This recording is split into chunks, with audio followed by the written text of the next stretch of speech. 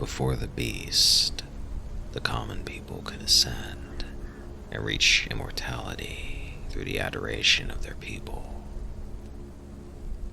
A woman gave birth to 2 boys, Innocence and Sin. Innocence was well behaved, while Sin was disobedient. When their mother broke the bread, she allowed Innocence to eat his fill as a reward of his honest nature. Sin was cast to scraps to remind him of his bad behavior. One day, Sin stole a fish and beat his brother until he promised not to tell it to anyone. But Innocence could not keep his promise and bore witness to the mother of 2. It was decided between the mother and Innocence that Sin was beyond redemption, and Sin was burned. While Sin became ash and smoke, he moved into the watching villagers. Sin forced the people to turn on each other, and in the struggle the villagers formed the giant of Sin. Innocence realized that the village was lost and burned it to the ground. As town and Titan burned, the sky turned dark with the ash of Sin. There, amongst the raging ruins of his home, Innocence swore an oath. No matter where the ashes of Sin fell, his purifying flames would rise to meet them. At some point, a creature called the Beast was created by Sin to free humanity from the tyranny of the gods. The Beast is an ancient being that plays a major role in Wraeclast's history, mainly as the source of all thaumaturgy. It slumbers beneath the mountain next to Highgate. The Vaal are the oldest known race in Wraeclast, almost completely forgotten in modern times. They built the area known as the Vaal ruins that entombed the strange darkness. They built the ancient pyramid, and presumably they also built the Vaal Oversoul, or at least its mechanical frame. A number of the monsters in the Vaal created areas are called constructs, so presumably they had some biological or thaumaturgical technology. Although the Vaal civilization was peaceful, they practiced human sacrifice. The Vaal were also the first to use virtue gems, known to them as Tears of Maji. Isius Perandus claims that the Vaal were even more steeped in gem culture than our emperor and his gemlings. It's an obsession as old as civilization itself. In one of the Golden Pages, Ceos's translation of the first Golden Page also mentions that the Vaal gathered their virtue gems at Doryani's cradle to ensure the Vaal civilization's future. The nature and purpose of this cradle is uncertain, given the fact that Iramir claims it was the Vaal that began the use of virtue gems, and the fact that Ceosa claims that gem culture is as old as civilization itself. One may assume that the Vaal were the very first civilization. Doryani also knew of the Beast, and used his powers to create virtue gems.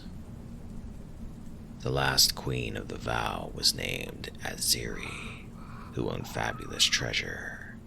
She allegedly sacrificed all those who opposed her, as Ceos's translation of the second Golden Page mentions that she, quote, drenches her altars with the blood of those deranged enough to question her vision. She appears to have been the patron of Doryani, a thaumaturgist, similar to Chitus's patronage of Malachi. It is said that she wished to see her likeness reflected in the still waters of history, indicating a vain personality. Ceosa mentions that Doryani was a man of divine talent and demented ambition, comparing him to Malachi. He presumably was a Vaal thaumaturgist of sorts, given the comparison to Malachi. Atziri sought immortality and eternal youth, inspired by the Vaalish noble and serial killer Zerfi. Zerfi lived for 168 years, yet it is claimed that Zerfi did not possess the body of a 168-year-old, rather that His corpse had the physiognomy of a man 20 years, no more. It is implied that Zerfi had some method of stealing the youth of his victims. Towards reproducing this feat, Atziri sent young men and women to be processed by Doryani in numbers so large that their names filled page upon page. It is likely this quest was related to the end of the Vaal civilization. The Vaal civilization seems to have ended as a result of some internal event rather than external conquest. This event may be the mysterious communion the Vaal were seeking before their demise, according to Isius Perandus, as is written on one of the golden pages. Quote, "A communion, but with what? By all accounts, it wasn't God that the Vaal were trying to reach." End quote. Said communion took place during a harvest moon, and Doryani was at the heart of this event. Both Atziri and Doryani died in the Cataclysm, as did many others. Some people also changed. On the golden page that mentions this, the words sleep, nightmare, and the beast are also mentioned, and that the Vaal have failed themselves. This probably means that the beast played an important role in the Cataclysm. The Azmeri people hail from the Azmerian Mountains. They first encountered the Vaal about 500 years before the Vaal fell, or about 900 BIC. The Vaal helped the fledgling Azmeri civilization advance, but guarded their knowledge of virtue gems. After the Vaal fell, 3,126 Vaal refugees assimilated into the Azmeri civilization. Imperialus Conceptus, the founding of the Eternal Empire, occurred 400 years after the fall of the Vaal. Tarkus Feruzo descended from the mountains with his 80,000 tribesmen and women through the Doomlands to Azala Vaal. There, he planted his banner upon Atziri's grave, and with these words founded our great and eternal empire. The Vaal closed their eyes to flesh and stone, to blood and bronze. We are not Vaal. We are Azmeri. For now and forever, our eyes are open. Veruso built his capital upon the bones of Azala Vaal and baptized it Sarn. From there, Veruso formed the first legions and proceeded to conquer the lands beneath the mantle, clearing it of the mindless constructs and fierce abominations left in the wake of the fall. True to his word, Veruso ensured that his people lived with eyes open. The ancient Vaalish centers of learning and power were sealed and quarantined. Thaumaturgy was outlawed, and those who stained themselves with Vaalish folly were burned for their sin. The tears of the Maji, too dangerous to be destroyed, were gathered up, taken to Highgate, and buried within the bowels of the mountains. The caverns there were sealed and forgotten. A supreme effort to erase the past, a primitive reaction born of primitive times, in the opinion of this humble historian. 5 years after his father's death, Emperor Caspero, too, was dead. Although accounts of the exact details differ, one clear fact is agreed upon. Caspero was dismembered by something referred to simply as a dark being. It was General Alano Phrecia who avenged the Emperor's death and who triumphed in driving away the pervasive darkness enveloping what would become the Imperial Heartlands. Though it seems fanciful to contemplate a portion of our empire cast into perpetual night, Azmerian writers of the time are unified in their depiction. Perhaps it was caused by peculiar weather patterns or some thaumaturgical residue of the fall. On this matter, this humble historian is left in the uncomfortable state of pure conjecture. On the first Sacrato of the Phreci, 35 IC, Galvano himself wrote that our legions drove the dark being deep into the recesses of its lair and sealed it away for all of eternity. Having returned the gaze of Solaris to those lands stretching from the foot of the mantle to the Axiom ranges, Galvano Phrecia returned to Sarn. In the absence of a clear Varuso succession, Galvano was crowned emperor, and the imperial heartlands were named in his honor. With the former realm of the Vaal thus tamed and settled by our Azmerian ancestors, the Eternal Empire saw a long period of peace and prosperity under an unbroken line of Phrecia emperors.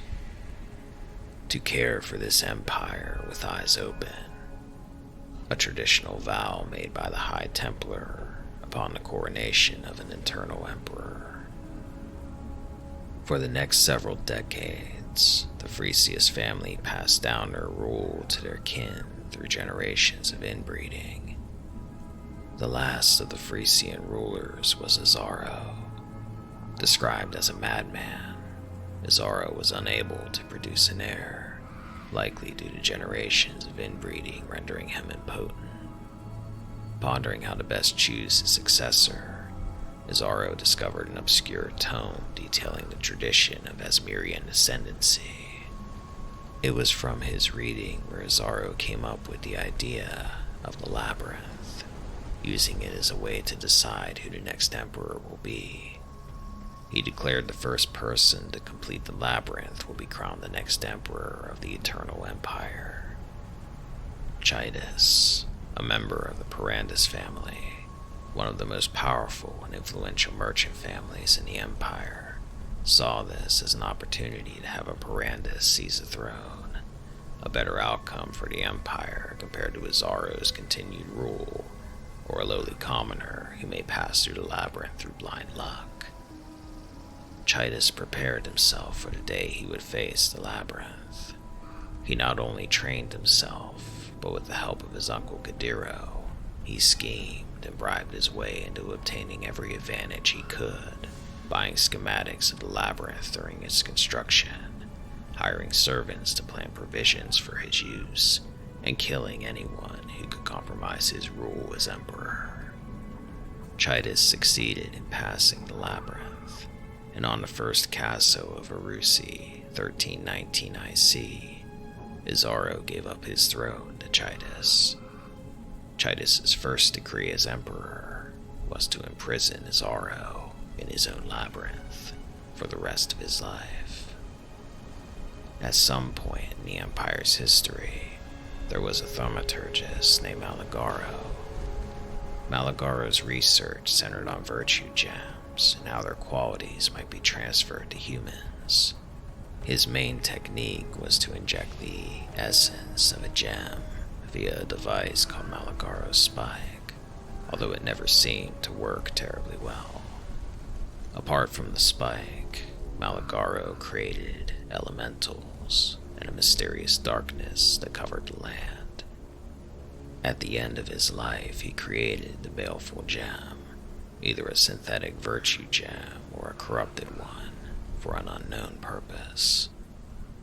He had an apprentice by the name of Dodri Stamatis, better known as Dodri Darktongue, another infamous thaumaturgist. We don't know how much land the Empire covered before its sudden demise, but we do know it was divided at least into the Outer Empire, the southern coast from Prisoner's Gate down past Lioneye's Watch, and the Inner Empire, everything north and inland of Prisoner's Gate.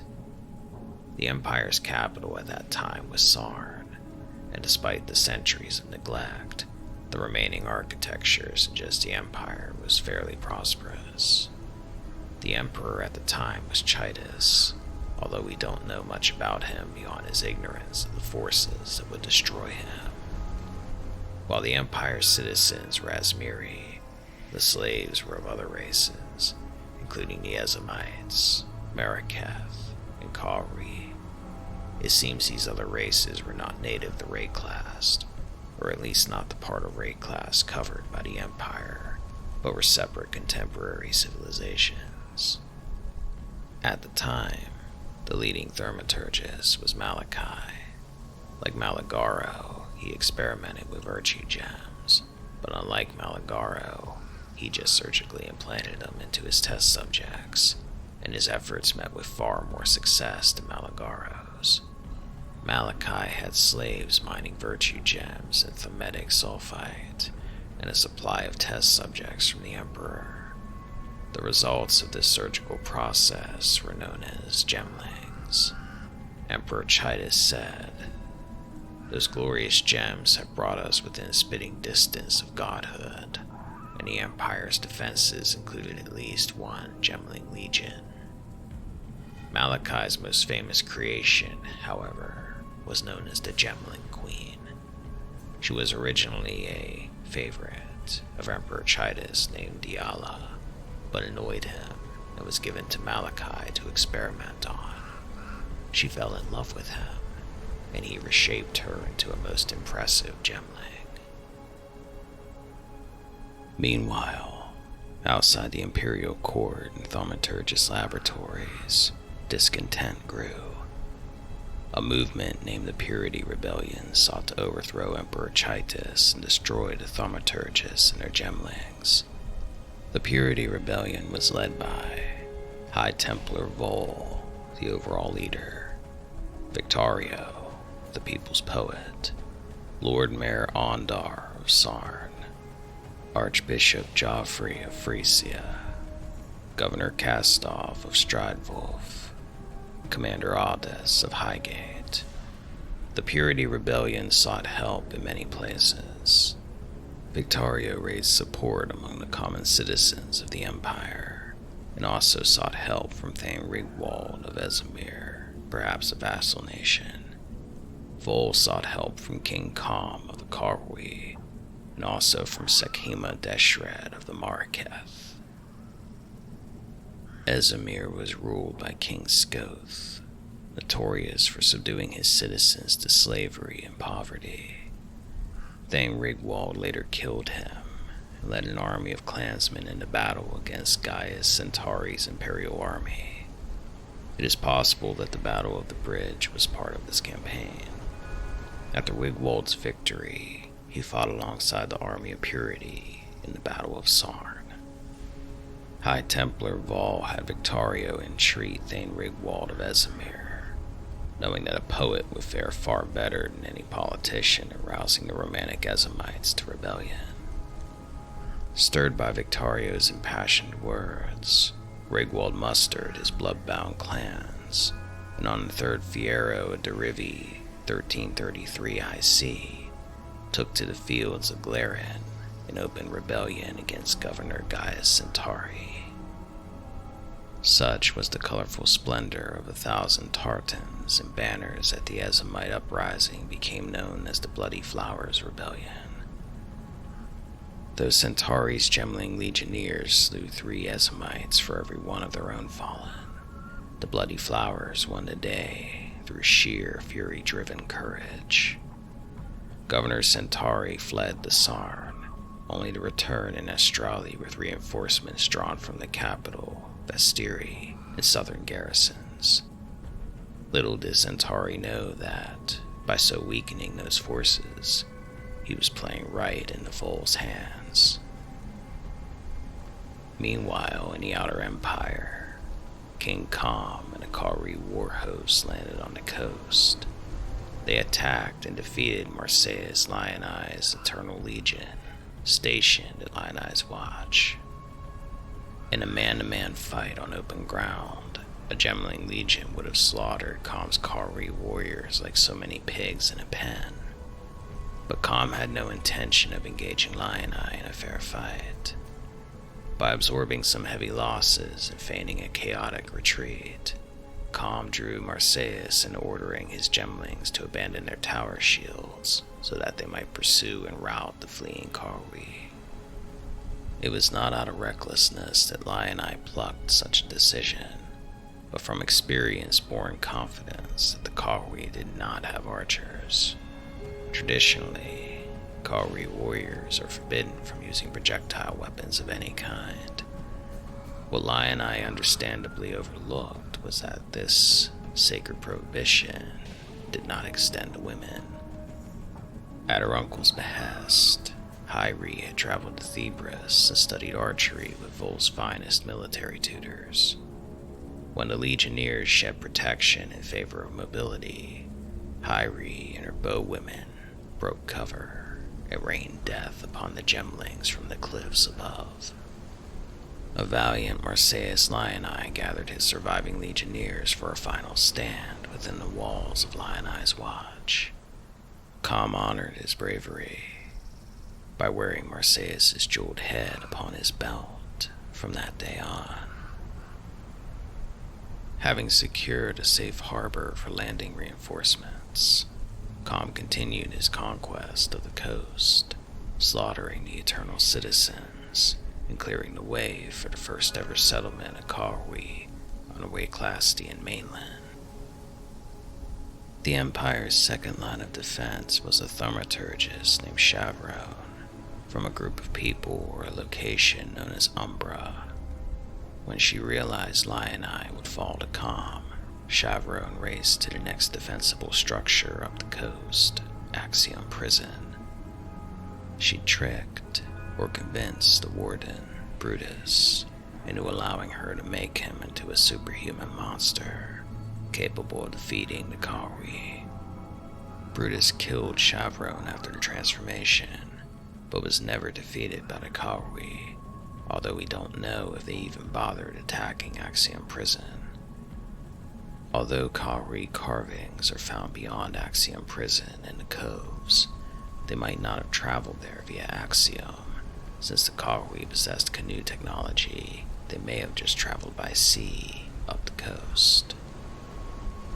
Shavronne erected a thaumaturgical barrier as a third line of defense against the Karui in the pass between Prisoner's Gate and the Western Forest.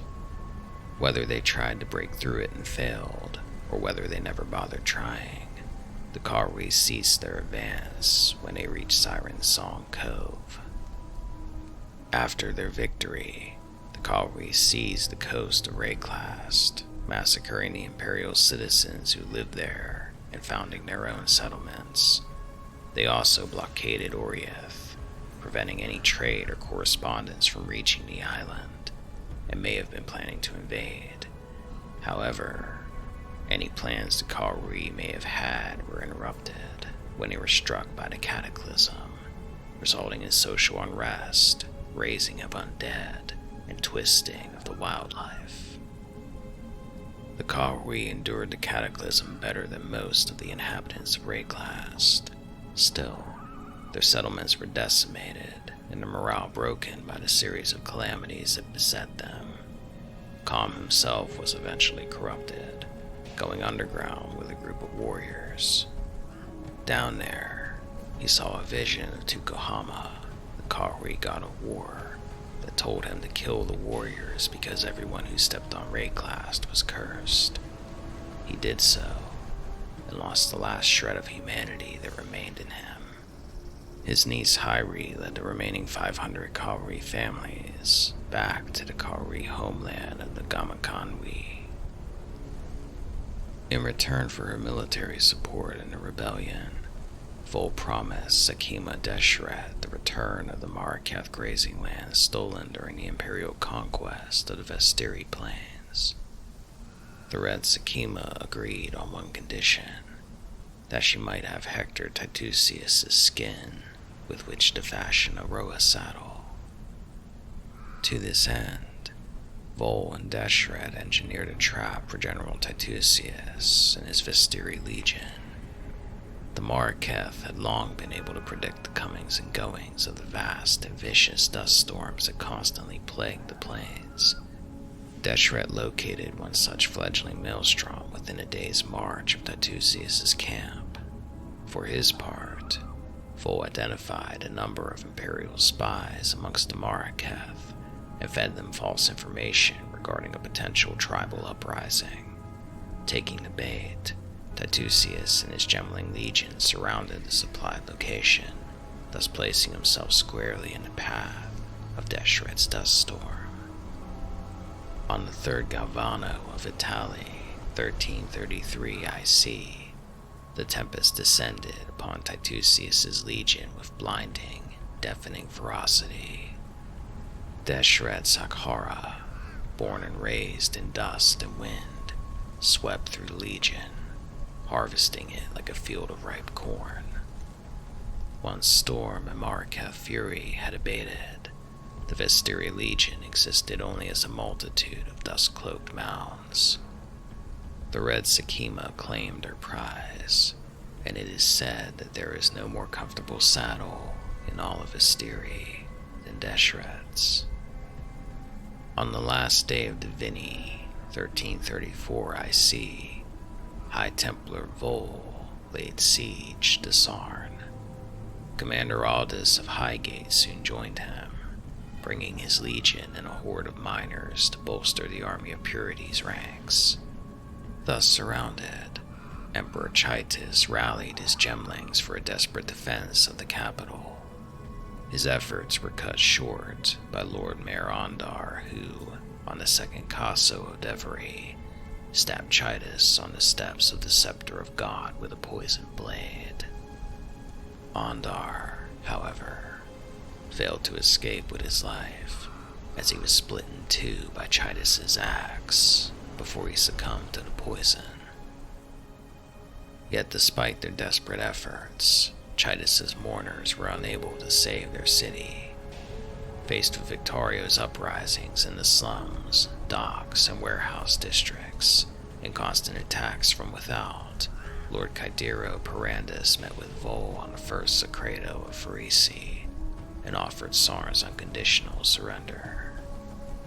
Voll and his army of purity marched through the gates of the capital, and less than a week later, Vaal of Thebris was crowned emperor.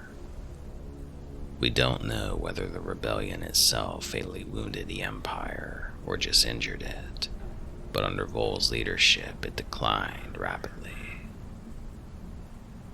He soared to power on the smoke of burning witches, so the surviving gemlings whispered of Voll of Thebris as he donned the imperial crown on the second Sacrato of Phreci, 1334 IC. But in truth, he was never the sort of man to set a girl alight for merely reading a palm or remedying a bout of the clap. Voll condemned Malachi to burn before the doors of his Solaris, but it seems that Malachi's promises have saved him from the pyre. An end to thaumaturgy, he claims, a fancy that our emperor is willing to humor. For weeks now, Malachi has been consigned to the Solaris, forging a mechanism that will purge Wraeclast of its otherworldly vices. Today, the first Fiero of Eternity, 1336 IC, Malachi and his gemling queen gripped each a corner of a silken mantle and unveiled his Rapture device. Like a pit of copper snakes, it writhes before the eyes. Whether it is a miracle or a monstrosity, none but Malachi can say. Yet tomorrow, Voll shall lead the Highgate Legion home, conveying Malachi, Lady Diala, and this bewildering apparatus north. North, from whence the first gems came, and whence the nightmare of Chitus's thaumatocracy was born. It is in Highgate that our Emperor Voll will finish what he started. He will burn Chitus's empire from history, and rise up a fresh and pure theocracy from the ashes of arrogance and corruption. God be with you, Voll of Thebris, and with us all. Voll's reign lasted about 5 years. Voll was a bad ruler and caused the empire to decline rapidly, partially because of his idea to destroy thaumaturgy. He killed Dodri and Maligaro, but let Malachi live because he promised what Voll desired the most, to destroy all virtue gems. He created the Rapture device, A machine promised to kill the beast that was behind all thaumaturgy. However, his real intention was to get inside the beast and take its power. He was supposed to use Lady Diala to fuel it, but she refused, and it tore just a small rift. He used the small rift to enter its bowels, and Diala blames herself for that. To get rid of his opponents, he awakened the beast and used it to cause the Cataclysm to destroy everyone. Zakima Deshrat, unable to kill the beast, managed to seal it within its lair, deep within the mines of Highgate,